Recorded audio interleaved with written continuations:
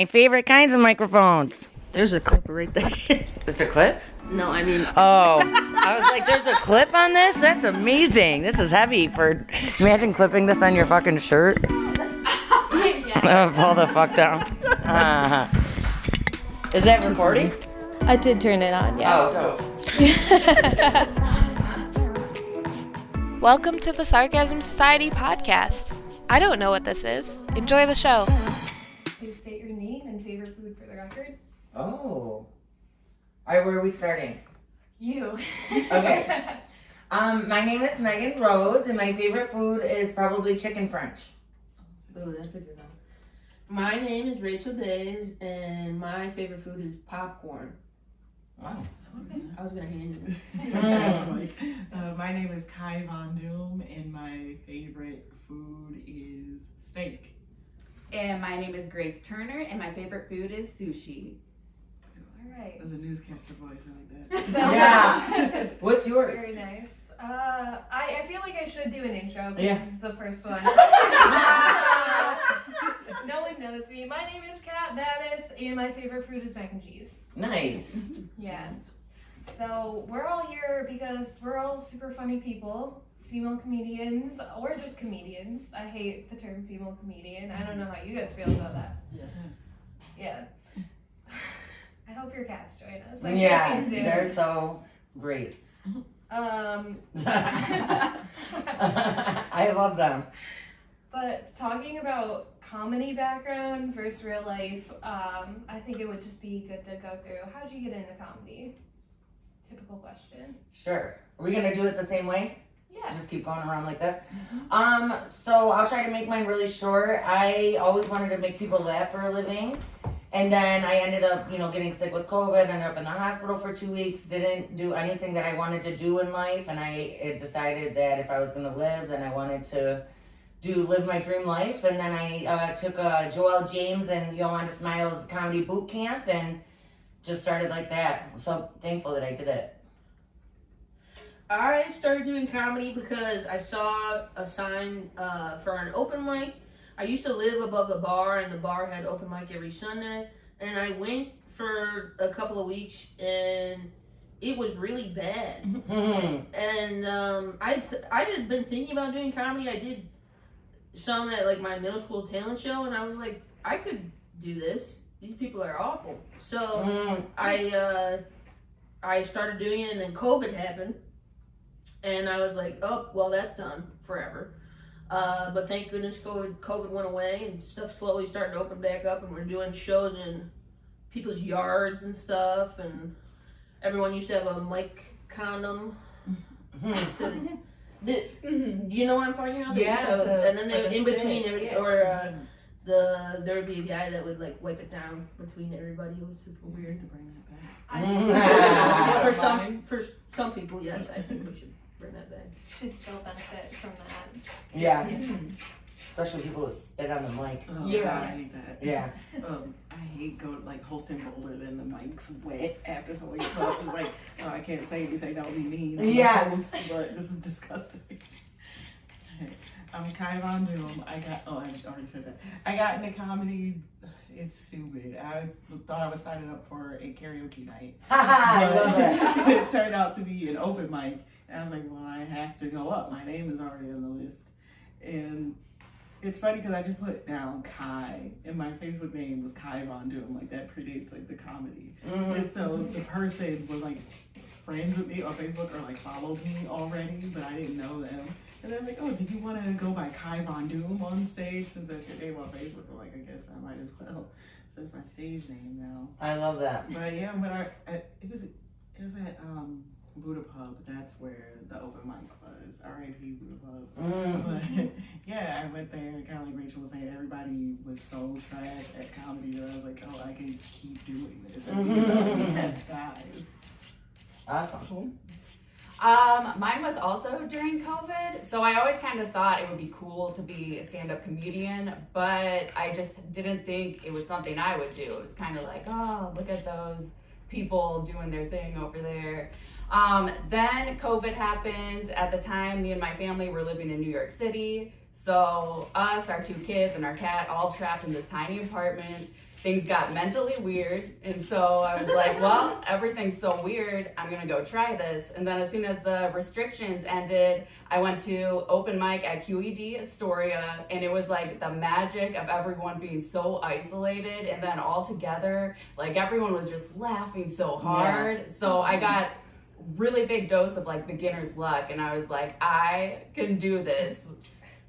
I agree with you. There's no better feeling than when you make an entire room laugh. Yeah. At the same time. That gets you hooked. That gets it you does. on comedy. Yeah. And also to talk a little bit about my first time doing comedy, I still remember Rachel's laugh from it. It was at Player Zone, and it's funny now because you've admitted that you don't always laugh because people are funny. You laugh because you're uncomfortable. Yeah. Like when you say a bomb line and then you just hear Rachel's laugh. Yeah. Nothing. Sometimes it's just really funny to watch people bomb, especially when they're committed to bombing. They don't pivot. Yeah. Like some people like know that they're bombing and they're like, I'm just gonna keep doing that. They like double down. I'll laugh too, but not in like a making fun of you way. Just like I'm like, oh shoot, I know what they're going through right now. I'm but laughing. Like, good job for trying. Absurd it is almost like I can't believe that guy just said whatever. And he just keeps going. Well, talking about bombing a little bit more, do you guys want to talk about your first experience bombing or what it's like now if you're more okay with it? And how do you avoid it? I have bombed quite a few times. The worst thing about bombing, and I always say this, is like when you have a punchline that, especially if it usually works, but you have a punchline and you're ready and like, you know, you say it and then you're expecting laughter and you just hear nothing. And that is just, it's the worst. I hate it so much. And like before, when I like, you know, when I was newer and I bombed, I would just push through it. I wouldn't acknowledge that I was bombing. You know what I mean? I would just be like, okay, on to the next joke, and then that one would bomb too. Imagine, you know, doing like a freaking 5 to 10 minute set where you like maybe get like a couple of those fucking pity laughs that Rachel does. You know what I mean? The worst. But now, when I like, you know, bomb, quote unquote, like I acknowledge it now. I'm like, oh, I'm like, okay, like either that sounded better in my head or like, oh, you guys don't like that. Like, isn't there a thing where they say, like, you know, it's like something that you say after you bomb in order to get the energy back up? Yeah. Like, it's like Are you what? thinking, it's hard to get up here? Yeah, right. Yeah. Dude, the worst is after you go up, like, either at a mic or a show, and, like, you don't do good, and then the host is like, hey, this is very hard. Yeah. You know what I mean? I'm like, doing that. oh my I God. love I'm like, yo, favorite fuck thing. you. I love saying, man, it takes courage to get up here. Yeah, right. That's so funny. Trying to, like, I do bomb a lot at the mics, but it's also kind of, I shouldn't say a lot, damn. But it's, you gotta fall down to get back up kind of deal. It's a learning experience. Also, I would say, it doesn't, not all jokes go over the same in the same room. Because sometimes I'll be saying something that's, like, a little absurd, and I go into a different room, and they're not feeling it. Mm-hmm. They're like, bitch, you're nasty. That part. Can we talk about drugs? Yeah. Megan. What the fuck? You will get on when we smoke, and then you get on stage. And Oh my God. That's when I think of that's the times that you bomb. Yeah. You're getting high before the set. And you, But, like, you still ask me to smoke before comedy. I mean, and then every single time you're like, I wish I wouldn't have done this right now. Yeah. Just tell everyone in the audience that. I'm like, I'm high right now. Yeah. And then you would think that people laugh, and they don't. It's just the way. I'm just like, they're like, good for you. I know, right? Are you gonna share? At least it doesn't sting as much. Yeah. Yeah. Yeah. What's bombing like for you? I think it sucks because I didn't bomb like my first year. And that's not a brag. I think that's a bad thing that I didn't bomb my first year. And I think I see a lot of comics now like making a similar mistake where they try to be perfect at the open mics. And then the first time you bomb is like devastating. I think something that helped me before I even got into comedy is I took a lot of public speaking classes. And so I know one of the things that my professor really hammered into us was that people don't want to see you fail, generally. Like, most people aren't dickheads, but at the same time, people are very understanding. It's uncomfortable to watch someone get up and bomb, especially during comedy. So everyone is actively rooting against that. They want to see you do well. Like, even if they don't know you, they don't want to see someone get up there and just be awful. They want to laugh. They don't want to see you cringe, because then they get secondhand embarrassment. So they're rooting for you to do well. So if you do bomb, it's very easy to pivot. And I think I've been doing this long enough that I know how to pivot. If I bomb my entire set, then that's what I have to be like, all right, what went wrong here? Yeah. Right. And you gotta use it as like a learning moment or a teaching moment. You can't just be like, oh, I bombed. A lot of people will just be like, oh, the crowd sucks, fuck them. But then it's like, that's not always the case. Sometimes they don't get my references. Right. Sometimes they're like, oh, a woman talking about sex, I don't want to hear that. Right. And it's like, I can't be offended by that, because like that's a personal problem on them. So it's like, you just That's gotta- actually really true. I've never thought about that, because like when I bomb, I like take things so personally. And I'm like, actually, so one of the things that I learned, I was working with this life coach, and it was like, and I'll just say this real quick, is that I've always used comedy and like me being funny to make friends, because I was such an awkward little kid. So I really, like in my brain, I connect being funny with making friends. So if I bomb, I automatically assume that people hate me. Like I'm like especially in the beginning. Now I know, I'm self-aware that that's not the case. But for a long time, I would take bombing so personally that I'd be like, oh my God, people hate me. And I would actually be surprised when I got off stage that the other comedians still wanted to talk to me. Yeah, you gotta reframe. Yeah, right. When you have the mic, you're everyone's best friend. Right. Like, there are people I have never met, never spoken to. Yeah. I'm like, oh, Kai VonDoom, it's so good to see you. Yeah. I'm just like, who are you? Yeah, right. Going to your open mic.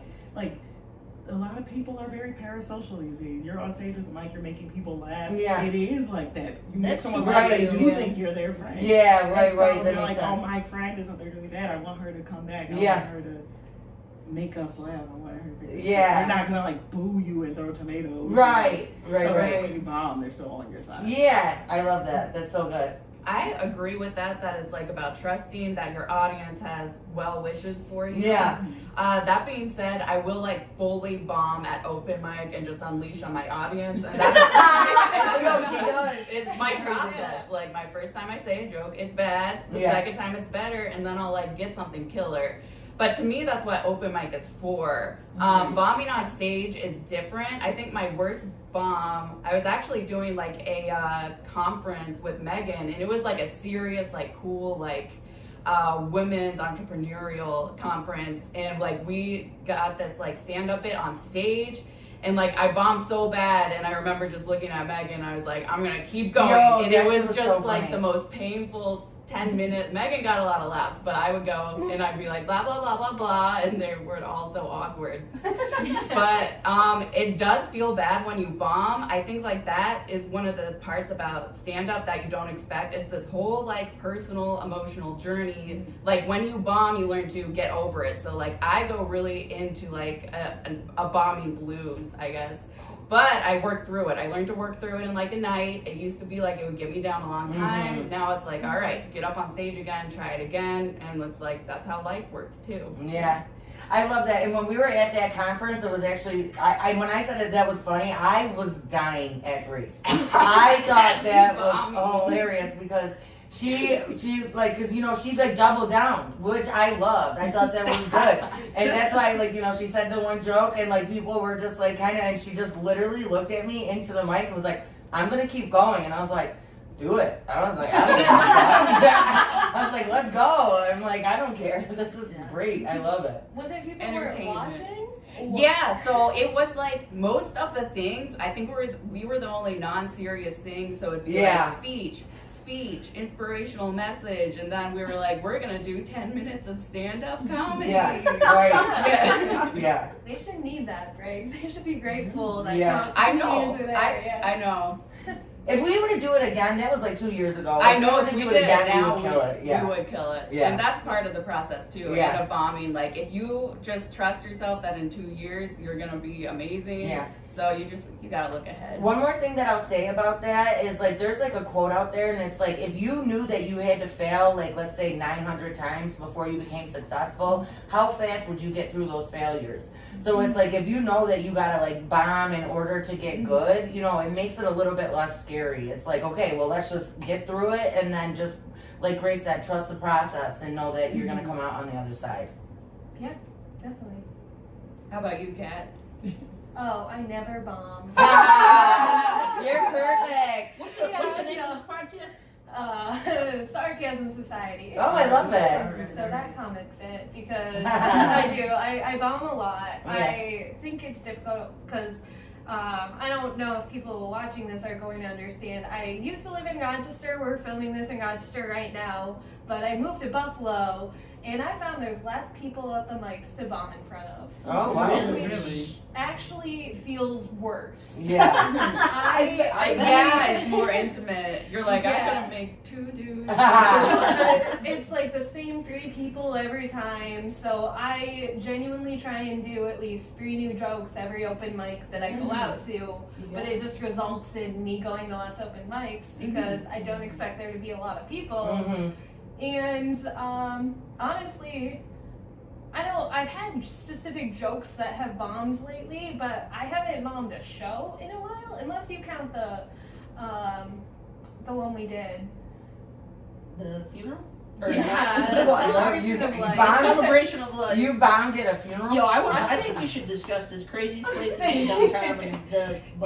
I mean, I don't think that was a bomb. Okay, We made I a feel bunch like of- at the beginning, I So did I- a joke that didn't hit, and then the recovery of that being like, okay, I need a strong one coming up next. Yeah. To be like, that didn't happen, we can forget about that. Yeah. That was just me talking.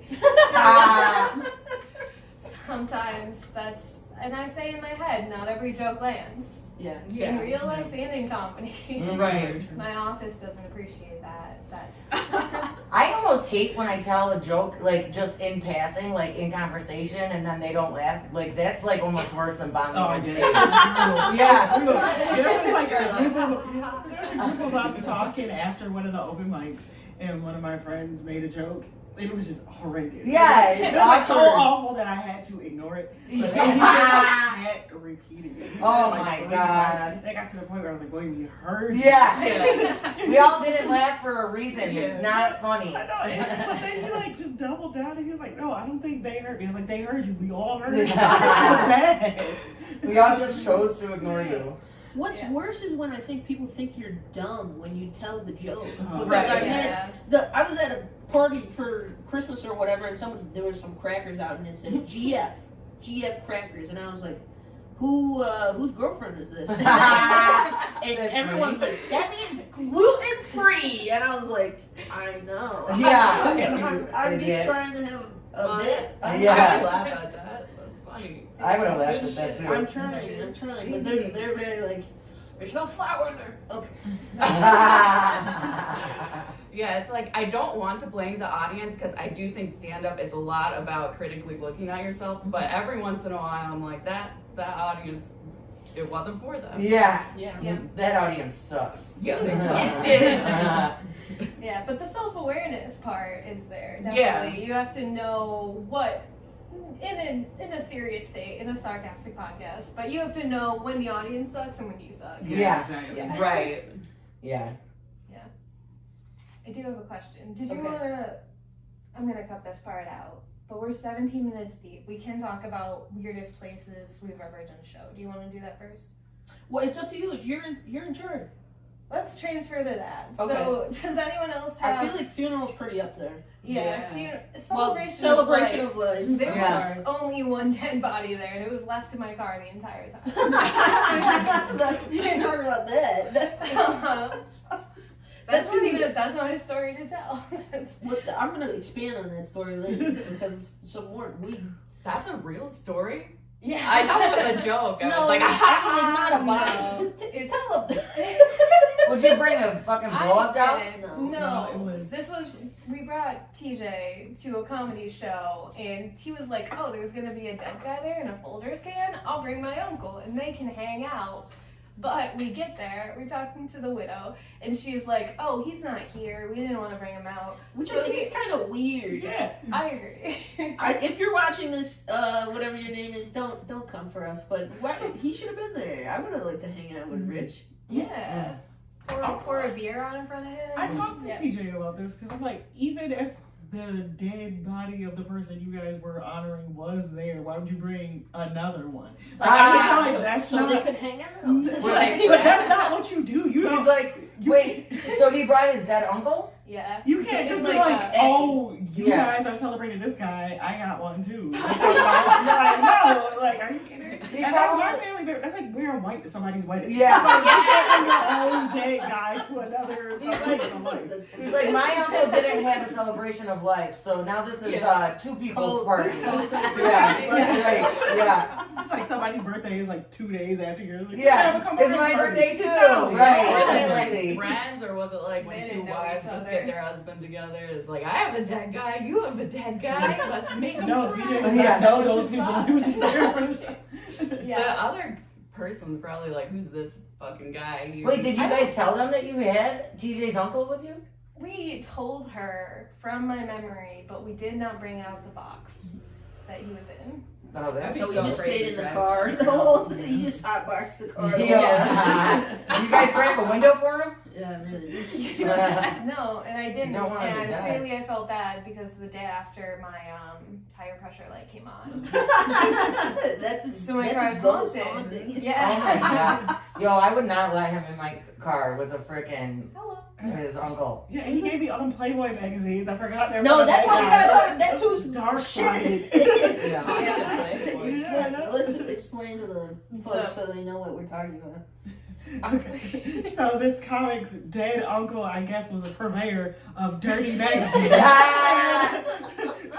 So at an open mic, he decided to wrap them all up as Christmas presents. And it's like, oh, I bought presents for everybody. Anyone who's dressed up could choose one. And so we're seeing these boxes of presents, and we're like picking up. Me and Rachel are picking up one. big We're like, and oh, this is Yeah. heavy. We're like, this is heavy. It's probably something good here. We open them up.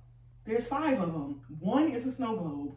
The rest stacks of A Playboy snow globe and magazines. porn magazines. 80s, The 80s, Vintage. 70s And so every magazines they don't even make anymore. So I've never I'm even heard of a probably Gazelle. worth What the something. hell is that? I had the biggest stack because I picked up the heaviest box, and it's like half of them are regular Playboys. Then it's like Hustlers, which are like dirtier than Yeah. Playboys. Then it's like wild ones where they're like spread eagle ankles to the ceiling, Swank? Never just heard all of that. out. Mm. And I'm just like, whoa! I feel like I shouldn't have this. I feel like, I feel like this is a sex Full crime. bush. Yeah, on the cover. And they're doing, Bush on the cover. they're doing fancy stuff with it too. It's like in a star shape. Yeah, they're You like know, they're real. they're like your fingers spread out. Like Yo, this is for a real. lot for me to be Really? looking at and find out Oh it's my supposed God. to be on the cover. I didn't take any of those home. I gave one to everyone in the audience. Yeah. And I said goodbye. And I think Alex took 2. They're but- all by my bed. You I know know. Get the fuck out of there, man. That's So like, I got sex pest demons swirling around in my bedroom. I gotta get them Guys, exercise. those are party favors for anybody who comes to your house. You're like, here, leave with a magazine. Yeah, This I'll is for take you. one. Yeah. See, I would have. This is just the entrepreneur in me, but I would have, if I got in a stack, I would have looked them up and seen how much they were worth and fucking sold those. As shits. someone who used to Yeah. work in collectibles, I promise you, they're not worth anything. those things cost extra. Yeah. They're sticky, and none of them are from major events. If there was one from like 9/11 where it's like tents out for the Twin Towers, like that would be worth money. But like Tents out for the Twin the regular Towers. one, no. That's funny. I was looking at one of them, and there was a centerfold. You know how like it's like 3 trifold. First fold, ladies face and tits. All right. Second fold, her waist and stuff. Third fold is from the knee down, It's a deep. and it's a full length dress.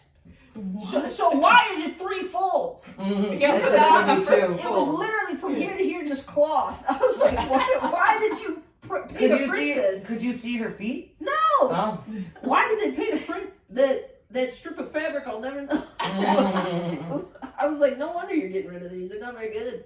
Pretty weird, but there must be a different magazine for just the feet. Yeah. Yeah. I'll Called go through my feces. stack. I'm sure I have Yeah. one. He kept those ones. Yeah. Yeah. That's funny. So, strangest places that we've done a comedy. Oh yeah. I honestly can't even think of like a strange place. What? You were just talking about a women's motivational conference. Well, yeah, it wasn't really strange though. It was just a place. We were the only comedians. I mean, that normal was thing, a normal strange. place. Yeah. Put the two together. Yeah. You planned one for an adult daycare. Did I? Oh yeah, I did. Hi, I forgot about that. Okay, maybe that's the strangest place. Yeah. Oh, I walked it on there too. What Oh, about the None of weed? us bombed on that. What about the Good. weed festival? It was just you. Oh God. Do you remember that? Wait, No. you did that too? What weed festival? Were you there with me? Yes. We went and they had like Oh three- my God, that 3 was or the 4 worst. bands. Talking about bombing, I bombed and it was a 15-minute set and I Oh, bombed the no. Oh my whole gosh. entire thing. But they paid me like $200, Yeah. so I left. I spent that right away. But either way, yeah, that sucked. That was like a weed festival. I was the only comedian and the rest was like just music and stuff like that. So I'd say that was probably the strangest. Or like how Kat said, we did a comedy show at an elderly home. I don't know what the government term is or the politically correct term. Nursing home? No, it wasn't a nursing. I What was was it? calling it adult daycare because it was adults that go there during the day. Yeah. to get Oh, like a day socialized. program? Yeah. Okay. But so that was fun though. I mean, overall, I guess that's probably the weirdest places I've done. Celebration of Life. that one's up there. Recently, not that long ago, an AA meeting Really? or like a AA Oh. conference. There was a lot of Oh, that's people. cool. I did bomb there. I did. they were not feeling it very much, but it's okay. They appreciated my enthusiasm. As long as it wasn't a Jaeger bomb. Yeah. Mm. That was pretty weird. Oh, I did somebody's family reunion. Not mine. Somebody else's family reunion. That was actually... I'm Okay. so lucky those people didn't murder me. Shout out to you guys for not murdering me. Because they ended up just being in like some guy's living room in just like 30 minutes from here. And they really could have murdered me and no one would have found me. But instead they let me in and talked to them and they didn't laugh, but they seemed like they were having a good time. Kai, where's the weirdest places that you did? So one of the first shows that I did, I wasn't booked on it. I was like just going to support some people. I'm in the car with them. And we get there. I have no idea what town we're in. I don't know the venue.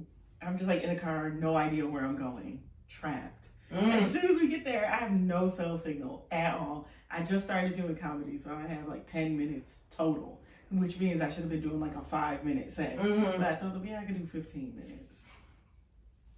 Don't ever do that.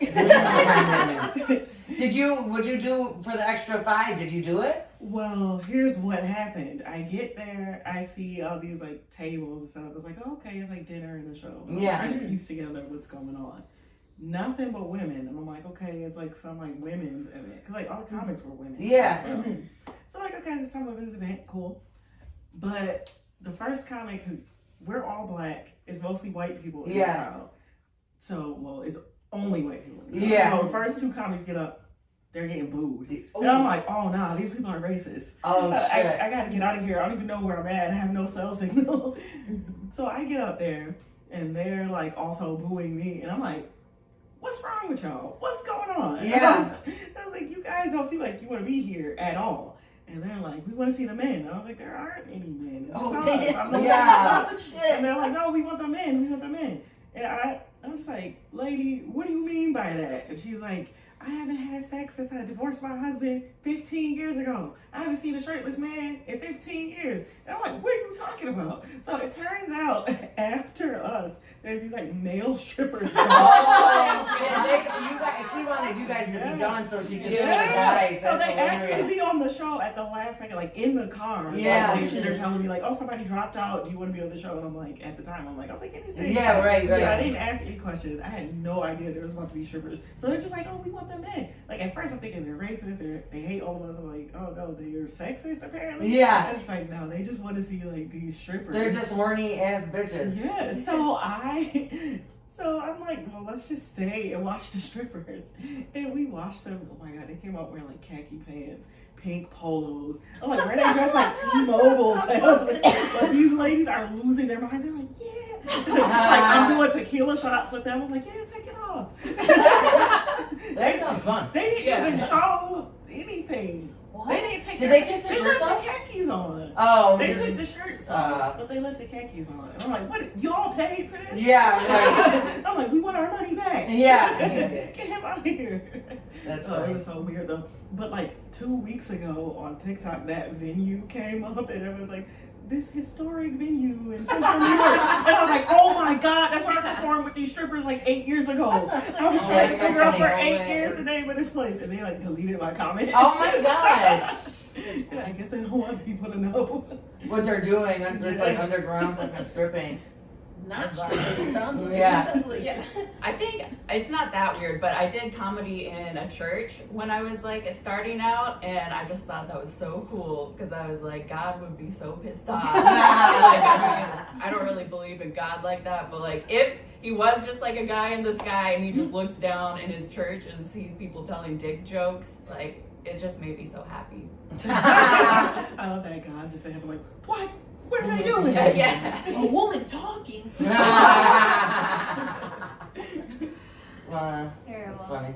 Yeah, I feel like all the same ones I've done. I've done a women's networking event before. I did the celebration of life, the adult daycare, Mm-hmm. the dispensary, which was Right, kind of weird, yeah. only because it was in the same day as the adult daycare. Ah. I had to shift my set, and it was fine. It would have been completely fine. Mhm. I mean, those elderly people were very cool. Yeah, they were really nice. Cool. I think, didn't I do my 10 correct commandment jokes on them? I was talking about selling cocaine, and they're all like, yeah! I'm like, yeah, you guys wish that you guys could do that still. Yeah. I'm gonna shift over to, we had someone message the Instagram at Sarcasm Society Pod, and they asked a question. So let me read this verbatim and not try to screw it up. How did you discover that you can be a comedian and not just a casually funny person? Can that translate into being a comedian, like building a skill set? Ooh. So to me, I always tell people, like, if there's like something that you usually like, if there's a go-to story that you tell people a lot, you know, like whether you're out or you're at parties or it just comes up in conversation or it's like one of your favorite stories to tell, you know, and you get laughs from it, like I feel like that can definitely translate on stage. That's something that I tell people who want to start comedy. They're like, I don't know where to start, and I'm just like, just start with like one of your favorite stories that you like to tell people, you know, that you get laughs from. I know that, like, you know, I did a comedy boot camp, so they kind of like told me the structure of jokes, but it's like I didn't really fully understand it until I actually started doing comedy. So it's like anything in life. The more you do it, the better you're gonna get at it. Like it's impossible to digress, if that's the right word, if you're doing something more, unless you truly fully suck as a human. Other than that, I think that you know, you're eventually gonna get better at it. You know, you just gotta put the energy out there, and then it will come back to you in forms of hopefully funny jokes. So. Megan is so optimistic and positive, and I appreciate it. No, I feel like when I got to be an adult living on my own, I needed a channel to express myself, a way to, and I think me and Grace might have talked about this before. Is like in my life, I was feeling very unheard. I was feeling very unheard at the time, and I feel like nobody's listening to me. You know, I'm just a young, you know, at the time, like 25-year-old lady. What does my opinion matter to anyone or anything? So I felt the need to, like, if I'm gonna talk, I'm gonna give me the microphone. Oh my gosh. Oh my cat hates our roundtable. So I love it. He's such a cute. He is. He's He's a mad at me. floppy boy. Yeah, he is. Sorry. Okay, No, keep you're going. fine. What was the question again? It was about, can anyone become a comedian and No. what skill set do you build? No. I'm gonna say no. I'm gonna say no, and let me tell you why. Because there's some people that have been doing comedy for a long time, and they don't take any criticism. They don't accept any criticism. They keep doing the same thing over and over and over and over and over again, and expecting different results. Right. And it doesn't get you anywhere. You have to be able to grow and like be willing to like, hey, I know I've told this joke for 10 years, but it's still not hitting. Cut it. Yeah. Cut it. I don't care if you wrote it when your kid was born. It doesn't matter. Time to, and being willing to cut your shit down and build up and start over again. Yeah. Right. In my mind, there's so many facets to this question. I'm going to try to be brief. So they said transitioning from a casually funny person to a comedian. I think that it's interesting that they phrase it that way because I think funny is the part you can't teach. You're either funny or you're not. You can learn the skills. Anybody can learn the skills. It's hard to learn the skills, but anyone can learn them. Not anyone can be funny. There are people who have the stage presence, who have every single thing else, can structure a joke, but they will never be funny. And then they have this thing where they're constantly like, why am I doing everything right? And it's not working out. And you can see it, and then they just start to become bitter. And it's like, because you were never funny in the first place. But then there's also the opposite of people who are not willing to put the work in and learn the skills. So they think just being naturally funny is enough. So they're like, oh, my homeboys think I'm funny. They laugh whenever I say anything. Then they have a bunch of yes men around them. And they're like, oh, you're so funny, you're so funny. And they're not like, oh, you had too much setup in that joke. Or you did this wrong, or you should have done that. And then they just don't listen. Or they'll be like, oh, I've been doing this for 10 years. I don't know what I'm doing. Like you said, don't want to take criticism. I noticed that from a lot of men, not to be that guy, but they don't. Not to be that guy. They expect everything to be handed to them. They expect to be good at it the first try. Every white man is like, when they bomb, they're shocked. They're like, what? They're like, you're not my mom? Yeah, This is crazy. for 8 years I've been doing this, I see so many guys, white men, who like go to open mics and they're like, oh, my boys said I'm funny. They have like 10 dudes with them, whole lacrosse team saying it on. And then they get up and they'll like tell like the worst freaking stories. They'll be like, oh, my boy Sam, the other day he said something that was so funny. And then they like tell just some stupid like story from their life that has no jokes in it or nothing that anyone outside of their group would think is funny.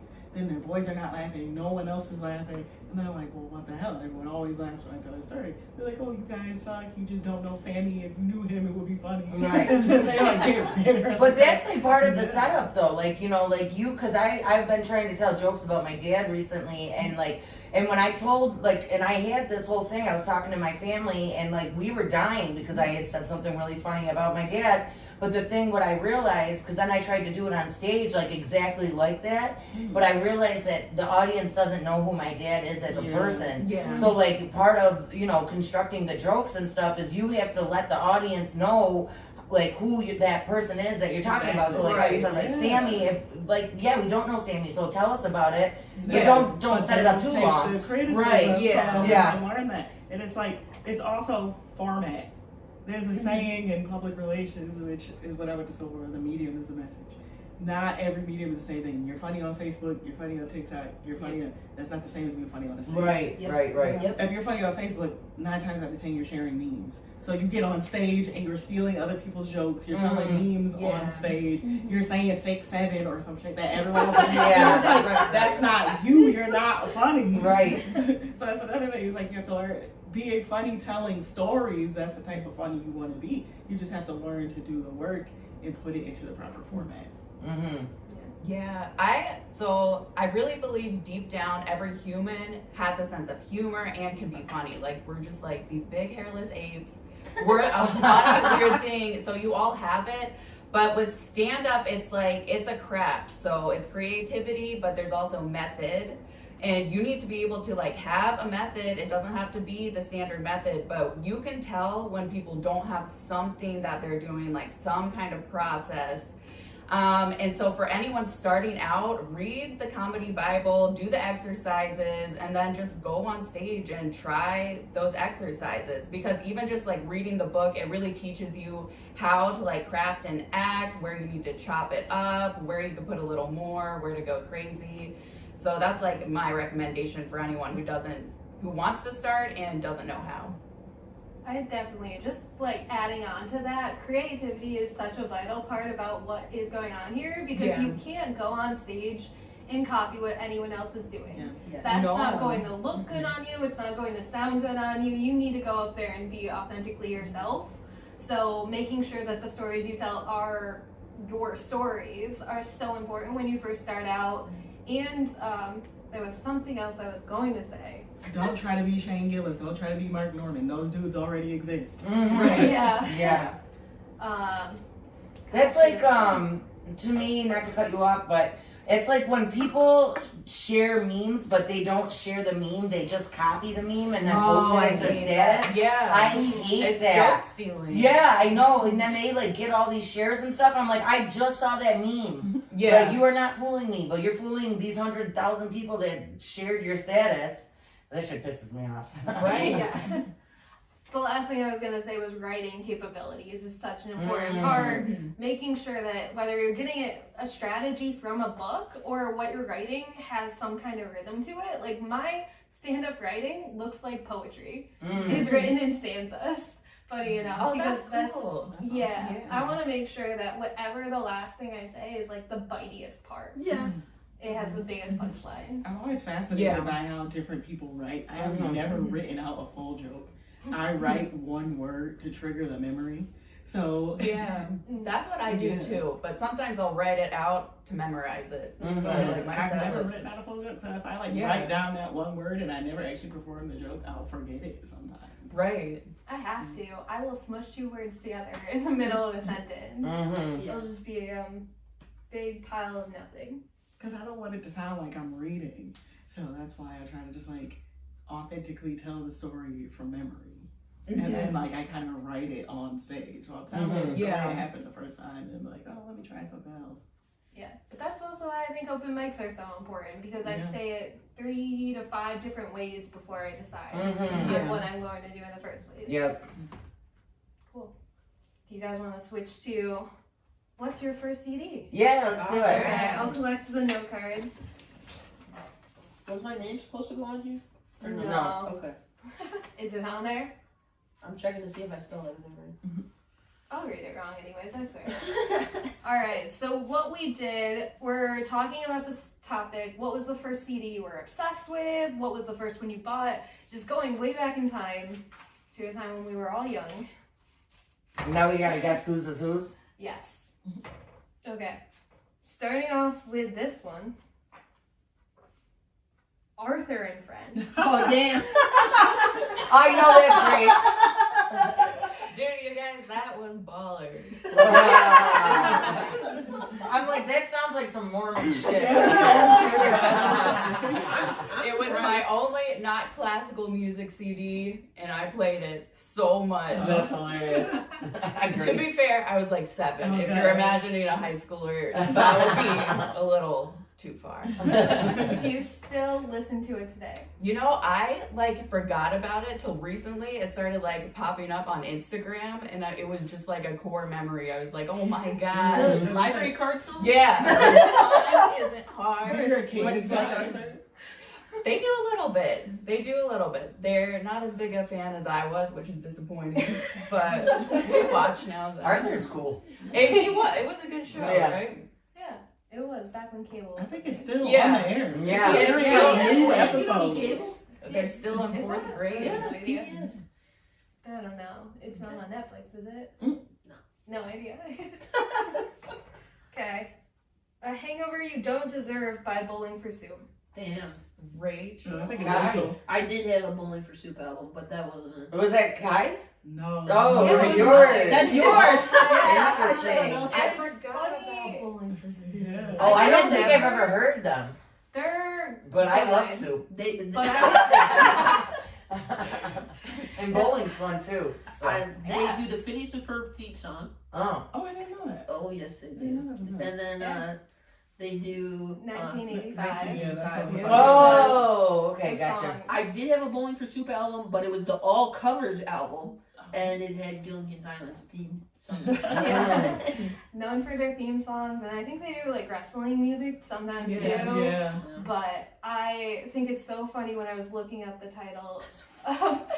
I do not understand a single word, as I did not understand a single word from as a kid. Like, what does it even mean? Like, zebra thong. I don't. But still, I was a kid. Me and my brother used to call into Radio Disney and request 1985. Yeah. That's funny. And then have to bleep out the word ass. Alright. NSYNC Christmas. Megan? It was me. Okay, so I have a funny, well, I think it's funny, but this whole thing, so I don't know if anybody remembers, there used to be catalogs where you could like buy 10 CDs for like 25 cents each.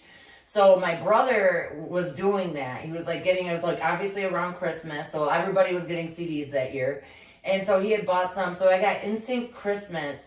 And I remember when they came in, I couldn't find my CD, and I was like, what the heck? Like, I was looking forward to it, and I found out that he had given it to this girl that he liked, that lived in our same complex, and I was pissed. I freaking walked over to her house, I knocked on her door. I was like, that's my CD, bitch! Like, I wanted that CD. My brother was mortified. He was so mad. She didn't know that it was supposed to be mine, and that he had given it to her. And, 30 years later, they got married, and that's now my sister-in-law. Yeah. Megan, how old were you? I was like 7 or 8. I think, yeah. You go into a bitch house. So I'm like, NSYNC Christmas, that's mine. Oh, man. I guess she didn't need a gift to be in the family. Yeah. She got a warning. Yeah. I love her, though, so, yeah. That's good. Yeah. Okay. In utero Nirvana. Yeah. Dude, so when we were gonna, actually, that's so funny because when I thought that we were guessing everybody else's, I was gonna guess Nirvana for you. Yeah. Yeah.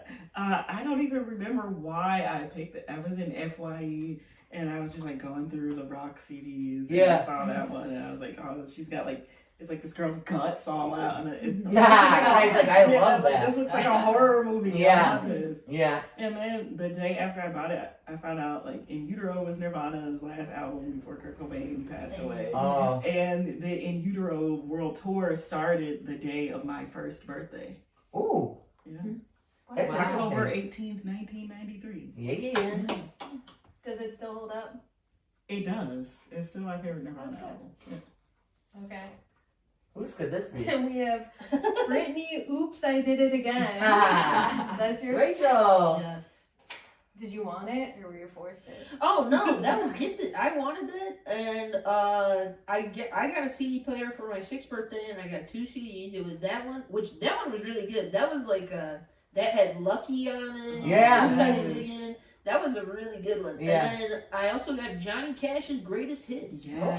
Oh. Because Man I was like in Black. dynamic. Dynamic.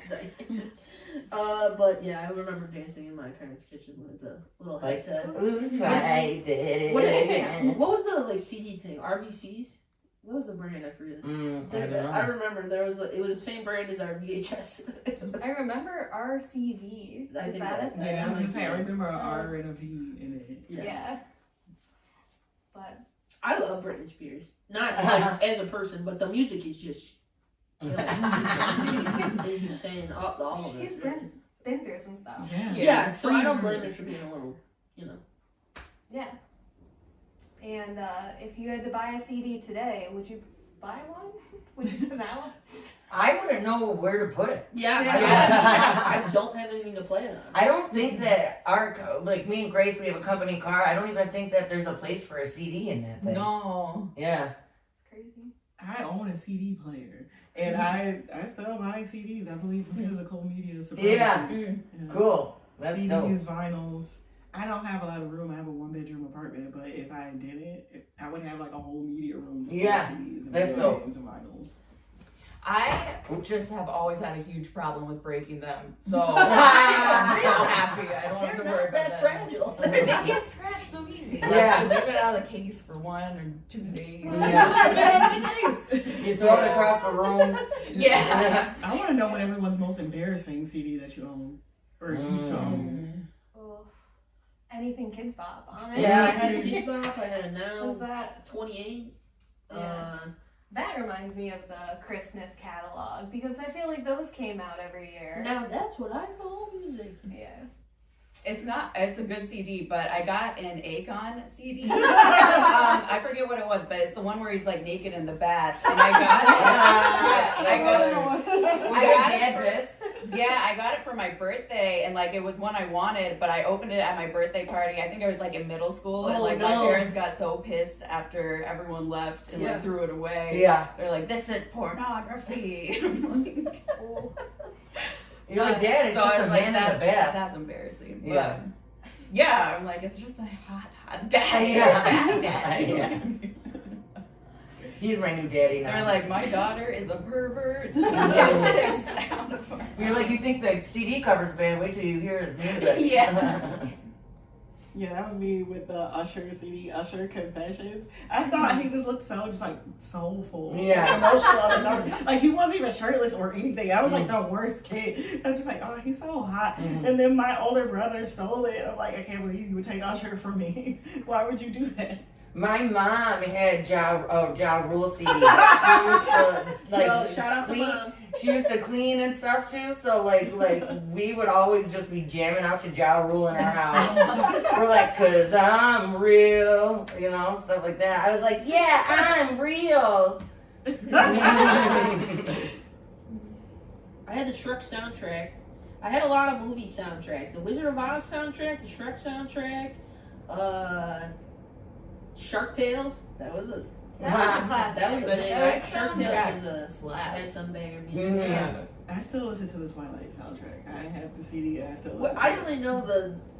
I was not even a fan of Twilight. I only started watching it now because it sounded. What the fuck? It had like Muse, Paramore. I was like a little emo kid. It had like all those there's like bands. the supernova Yeah. black hole or whatever it is. Well, you know what soundtrack was really, really good, and I think it was like the 28 Days of Summer or something like that. Oh, yeah. You know. Juno. I had the Juno Yeah. soundtrack. Juno Yeah. soundtrack slap. But my aunt, well, she's like my cousin. It's a whole thing. I call her my aunt, but anyways, a relative of mine. She lives in California, and she owns she's an attorney, so she owns a law firm, and she implements music into movies and stuff. She does she helps pick it out, and then she also like does all the contracts for it and stuff. And so she actually did it for 28 Days of Summer, and that like she did it as a percentage type thing, like a royalties type thing. And so she did it for less money up front, and then she said like I think like a year or two later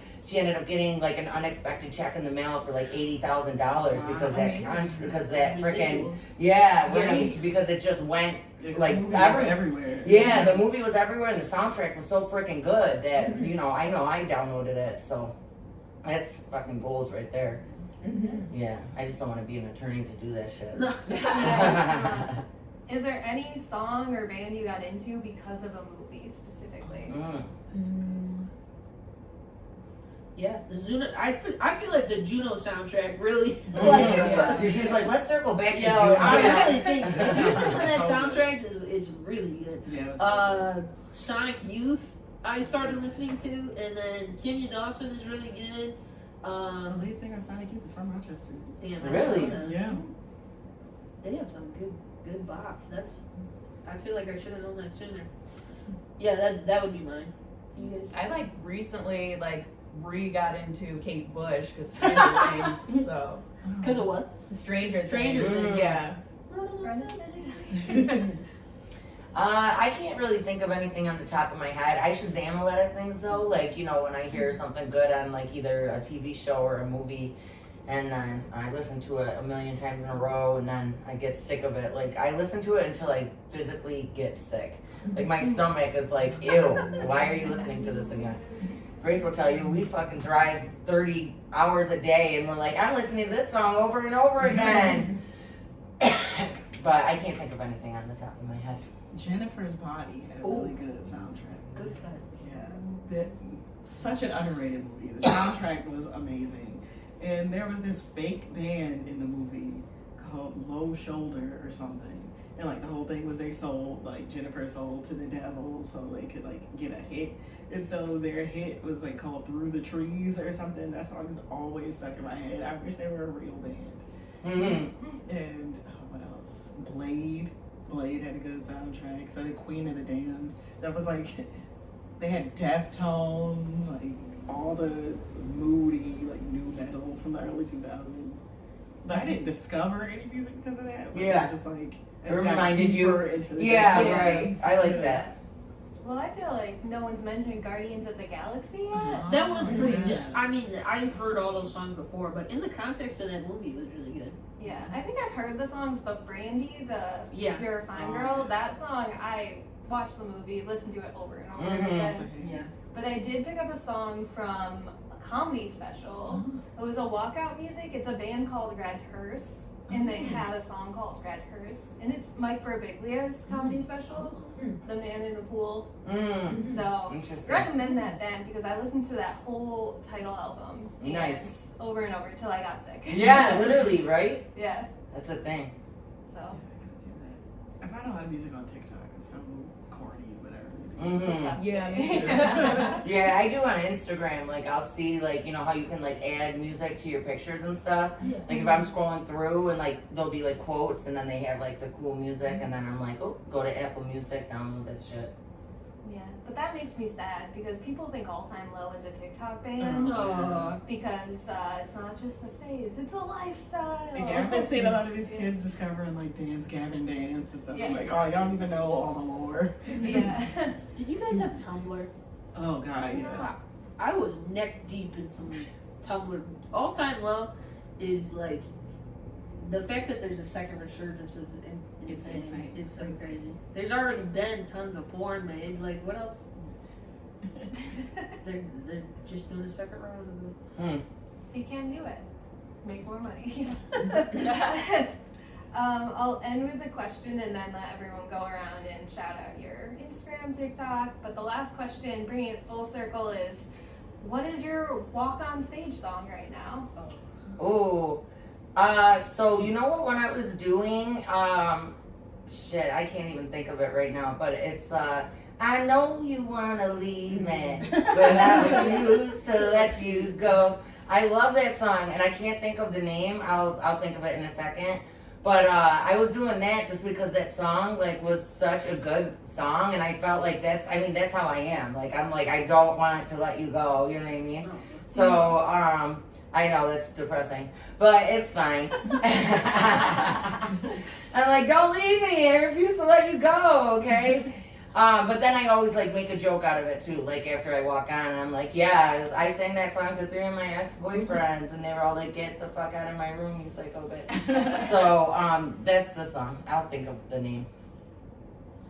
I am open to suggestions for songs. I will always take a song suggestion. Usually, so sometimes I'll do Shakira, She-Wolf, because the intro to that is really good. And then talking about vintage CDs, I love Fergie.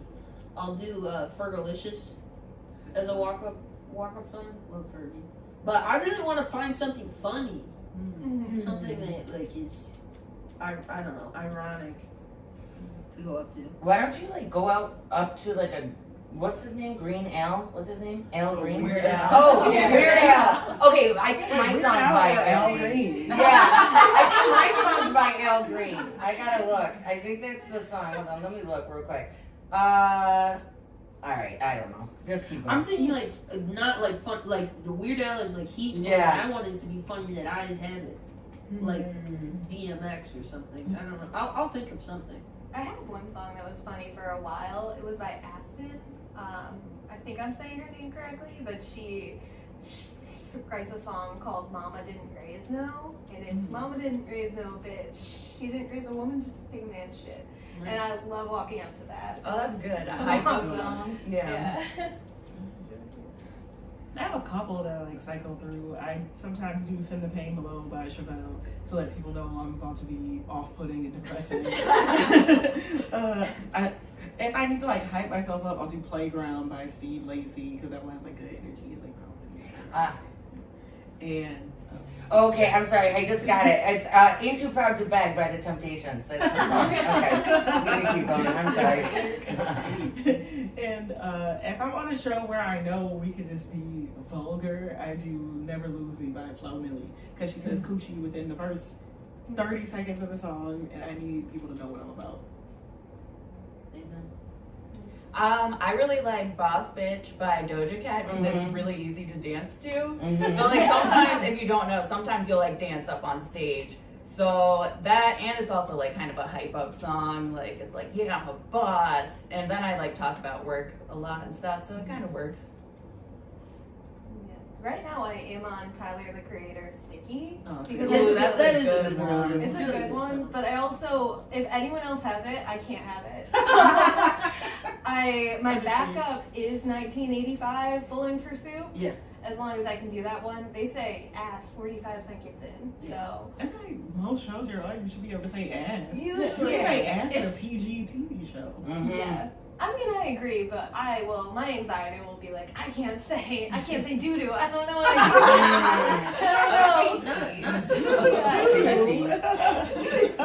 do. Using the scientific terms and everything. Yeah. So I'll freak out about that. But I do like, I don't even know. There are so many good songs out there, but I can't dance walking up. So I try to pick a song that like. Can I has a good suggest you a vibe. song?